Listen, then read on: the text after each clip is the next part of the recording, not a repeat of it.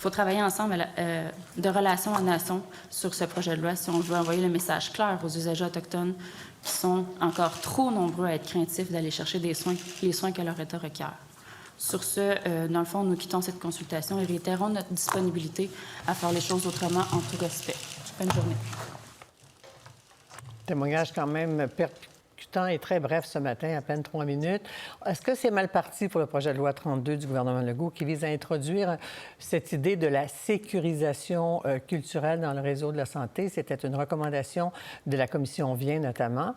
Le bureau du principe de Joyce, donc, dont la porte-parole Jennifer Petitcoué-Dufresne, bien, elle a claqué la porte lors de ses consultations. Et puis, il faut rappeler qu'hier, le Collège des médecins dénonçait l'approche, et je cite, colonialiste du gouvernement. Et aussi, Ghislain Picard, le chef des Premières Nations, il y allait aussi d'une lettre ouverte en ce sens-là. Québec est critiqué parce que Québec refuse de reconnaître la discrimination systémique et adopter le fameux principe de Joyce. Joyce pour Joyce Echaquan, cette mère atikamekw morte sous les insultes d'employés du réseau de la santé, le 28 septembre 2020, donc ça va faire 3 ans bientôt. Et le principe vise à garantir à tous les Autochtones un droit d'accès équitable, sans aucune discrimination, à tous les services sociaux et de santé, ainsi que le droit de jouir du meilleur état possible de santé physique, mentale, émotionnelle et spirituelle. C'est un rappel. Donc, j'accueille le ministre responsable des Relations, Yann Lafrenière, Relations avec les Autochtones. Bonsoir, M. Lafrenière. Bienvenue à 24/60. Bonsoir à vous. Et mon Dieu, je posais la question en début de présentation. C'est mal parti, votre consultation là, pour le projet de loi, non? 2 journées difficiles, je vais être très honnête avec vous. C'est pas simple, on le savait. On deviendra la première province au Canada à légiférer en ce sens. Alors, on savait que c'était pour être parsemé d'embûches. Il faut se rappeler que c'est un dossier qui est extrêmement sensible. Alors, je comprends très bien. Je comprends très bien les gens qui sont venus nous voir. Je comprends très bien la charge émotive qu'il y avait pendant ces 2 jours. Cependant, on se rappellera qu'il y a urgence d'agir. Vous avez fait mention au décès de Joyce Echaquan il y a de cela bientôt 3 ans. On a pris cet engagement de présenter un projet de loi pour inclure la sécurisation culturelle, dans le fond, pour se donner une obligation à nous. Mais... Ça, je veux juste qu'on le mette très clair ce soir. C'est pas une obligation c'est pas une obligation pour les Autochtones, c'est une obligation envers nous, le gouvernement et le système de la santé. Non, ça a été reproché pendant les 2 derniers jours. Ben non, mais c'est pas J'ai ça, entendu aussi les... Oui, mais je vais vous interrompre, si vous voulez, parce que pour que les gens puissent nous suivre, quand j'ai pris le temps de citer le principe de Joyce, là, je l'ai lu pour que les gens le méritent bien, c'est beaucoup plus contraignant et engageant pour le gouvernement que la sécurisation culturelle. Votre projet de loi, il y a juste 4 pages, ça a des promesses certaines, mais on est loin de ce que demandent les Autochtones. Puis, dans le fond, même le Collège des médecins, toujours dire, pas de principe, pas de racisme systémique, pas de loi. C'est ça qu'on vous envoie comme message. Oui, c'est un raccourci de la part du Collège des médecins. Puis j'ai réagi vraiment fort hier parce que je trouvais que c'était fort en café leur position. Le Collège des médecins a ses responsabilités aussi. Vous savez, présentement, tous les gens qui travaillent dans le milieu de la santé ont cette obligation de suivre la formation en matière de sécurisation culturelle. Le Collège des médecins a refusé d'y adhérer. Ils ont leur raison, mais quand même de venir hier en commission, de faire la morale, dire qu'on n'avait pas consulté assez de gens, alors qu'eux-mêmes, pour faire leur mémoire, avaient consulté 4 personnes. J'entends bien, mais si on reculait un instant pour revenir à ce qui est le plus important, c'est que ça a été demandé. Moi, la PNQL, l'année passée, M. Ghislain Picard m'a reproché de ne pas avoir présenté un projet de loi. Cette année, on le fait. On deviendra la première province à le faire, c'est vrai. Mais on doit agir, il doit y avoir des changements. C'est vrai que le projet de loi a 4 pages, 5 articles. On ne mesure pas un projet de loi par le nombre de pages, le nombre d'articles. On y va avec le message qu'on envoie. Alors, Mme Petitcoué-Dufresne, aujourd'hui, vous a reproché une chose qu'on va faire entendre. Joyce Echaquan, l'idée, c'est que vous la récupérez même dans votre préambule de projet de loi en disant « ça a été mis de l'avant parmi les revendications du principe de Joyce ». C'est comme si vous disiez « j'agis parce que c'est ça que le principe de Joyce veut, mais vous ne le reconnaissez pas, le principe de Joyce ». On va écouter ce que Mme Petitcoué-Dufresne vous a dit en commission parlementaire. Nous, on a eu un profond malaise de voir le ministre Lafrenière nommer à outrance le nom de Joyce en objectifiant sa cause pour ses besoins et son dessein politique. Nous, si on utilise la mémoire de Joyce de cette façon-là, il faut qu'il y ait des répercussions concrètes. Ça ne peut pas être une décoration d'un projet de loi. Alors? Oui, mais attendez un instant. Si j'avais déposé un projet de loi sans même mentionner le nom de Joyce, on me le reprocherait aujourd'hui. Les gens qui sont présentés devant moi s'appellent quand même le bureau du principe de Joyce. Je peux utiliser toutes sortes d'autres mots pour ne pas donner son nom. C'est des Autochtones. Mais est-ce que, dans le fond, votre projet de loi... Attendez juste un instant, excusez-moi. Je ne veux pas faire un débat de mots. Mais au final, on me demande de considérer le principe de Joyce dans mon projet de loi. Je le mets dans le préambule, puis on m'en veut parce que je l'ai fait. Mais c'est parce que vous le Je reconnaissez vais être pas. bien honnête, là, je veux bien recevoir la critique, mais il faut avancer ensemble. Mais c'est parce aussi. qu'on vous dit on dit que vous ne reconnaissez pas le racisme systémique, que les Autochtones vous demandent de respecter leur juridiction. D'ailleurs, c'est un des points forts de Ghislain Picard. Ils vous demandent de reconnaître le racisme systémique. Puis on se demande, et le principe de Joyce, vous ne le reconnaissez pas. Pourquoi? Il me semble qu'il n'y a rien de méchant dans le principe de Joyce. Mais je reviens à ce que vous venez de dire, que Ghislain Picard me reprochait justement de ne pas avoir reconnu le racisme systémique. Il me reproche aussi d'avoir déposé un projet de loi alors qu'il me reprochait de ne pas l'avoir fait.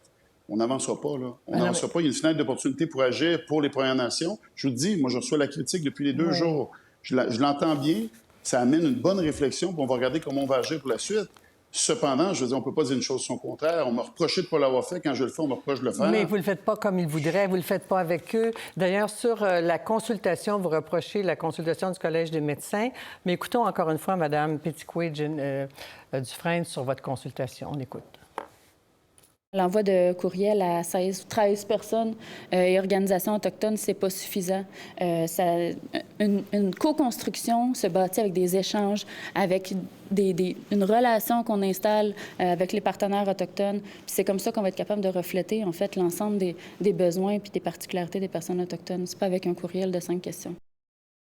Elle vous reproche un courriel de 5 questions à 13 groupes. C'est ça, votre consultation? Absolument pas. On a envoyé un courriel pour guider l'échange en disant que les questions qu'il faut poser sur ces sujets, sur d'autres choses. Je ne veux pas faire de la sémantique, là. C'est des rencontres de 90 minutes. Si vous me demandez est-ce que c'est une co-construction, si vous me demandez est-ce qu'on a consulté les 110 000 Autochtones au Québec, la réponse c'est non. Est-ce que notre système est parfait? La réponse c'est non. Honnêtement, je suis dans un système parlementaire où je ne devrais même pas consulter avant de présenter un projet de loi. On le fait, on a tenté les choses différemment. C'est vraiment pas parfait. On essaie de trouver des solutions, on essaie de trouver des portes de sortie avec eux. Alors, après 2 jours, les gens, c'est les Autochtones, vous êtes là pour servir leurs besoins, reconnaître leurs droits et tout ça, puis eux, ils vous disent, on n'est pas content, retirez ce projet de loi-là. Oui, attention, s'il vous plaît, je me permets de vous dire qu'il y a plusieurs groupes qui nous ont dit qu'on devait aller de l'avant, qu'il y avait des choses à modifier, c'est vrai, ils nous ont dit, ne jetez pas le bébé avec l'eau du bain. Il y en a plusieurs qui nous ont dit de le faire. Mais quand Ghislain Picard me dit à moi qu'on ne peut pas légiférer au Québec en matière de santé, que c'est à eux de le faire, ils peuvent présenter une loi demain matin, mais comment ça va avoir force de loi sur nos organismes publics? Il y a raison quand il dit qu'on a du chemin à faire pour aller ailleurs, mais c'est comme ça que ça fonctionne dans le système présentement. Est-ce que le constat qu'on peut faire après 48 heures, c'est de dire que vous nourrissez une politique de la division en répandant une mauvaise compréhension de ce qu'est le principe de Joyce? Vous pourriez demain matin dire, ou en parler avec M. Legault, puis le conseiller, écoutez, là, on fait un pas en avant, on fait un pas de plus, c'est ce qu'on nous demande. Le principe de Joyce, on l'accepte. On le revendique agir en son nom, mais on accepte son principe. Ce serait le seul pas que vous pourriez faire, puis là, tout le monde se rassemblerait autour de votre projet, non? Le Collège des médecins m'a dit simplement que si on reconnaissait le racisme systémique au Québec, le problème se réglerait. Ouais. Je crois que c'est beaucoup plus complexe que ça. C'est pas vrai. Déjà ça. Je comprends le message qu'ils envoient, mais si sérieusement on dit au Québec que de partir sur ce débat sémantique, on règle tout le problème de racisme systémique présentement, de racisme qu'on vit, moi, je suis pas d'accord avec ça. On s'est fait parler de discrimination systémique aujourd'hui, de racisme systémique. 2 termes qui ont été utilisés. On entend tout ça. J'entends ce que les gens m'ont dit. Ce que je vous dis, on va prendre le temps, on va prendre un pas de recul pour voir ce qui nous a été présenté. Je ne perds pas de vue ce qui nous a été demandé, c'est d'agir. J'ai très bien compris que notre système n'est pas parfait. J'ai très bien compris que dans notre système parlementariste, ça ne correspond pas du tout aux visées autochtones. Et ça, je suis d'accord. Parce que ce qu'on demande également, et M. Picard, c'est ça que ça veut dire aussi, c'est d'agir ensemble. Il y en a même qui vont jusqu'à vous demander de travailler à la rédaction du projet de loi avec eux, de reconnaître. Puis le principe de Joyce dit tout simplement agir sans discrimination, mais vous ne l'employez même pas dans votre projet de loi. Vous savez, j'ai mentionné dans le préambule, et on a fait cet effort-là de mentionner dans le préambule, faire la référence au principe de Joyce. Et certaines personnes l'ont salué, d'autres l'ont critiqué, c'est normal. Quand on présente un projet de loi, on est là pour entendre les gens. Et quand on me dit de co-construire, je veux bien, j'ai posé la question à tous les groupes qui sont venus, comment on le fait. C'est complexe, il n'y a pas personne qui nous arrive avec une recette. La preuve, c'est qu'en 2 jours, on a entendu différentes opinions. J'ai tendu la main à l'OPNQL en janvier de tenir une table politique, j'ai toujours pas de réponse. Alors, on peut pas, oui, on peut vouloir travailler ensemble, mais à défaut d'avoir l'opinion de tout le monde, comment on travaille, on a fait des consultations, c'est pas parfait. Il faut avancer, on sera la première province qui va agir là-dedans. Et je vous le répète, l'an passé, Ghislain Picard me demandait d'agir, me reprochait de ne pas avoir déposé un projet de loi. On me dit une chose et son contraire. Mais ce n'est pas le projet de loi qu'ils veulent, de toute évidence, avec ce qu'on entend depuis hier. Merci, M. Lafrenière. Vous poursuivez les consultations. Peut-être qu'on en reparlera. On verra si vous apportez des amendements et leur impact. Merci à vous. Merci à vous. Bonne soirée. Au revoir. Au revoir.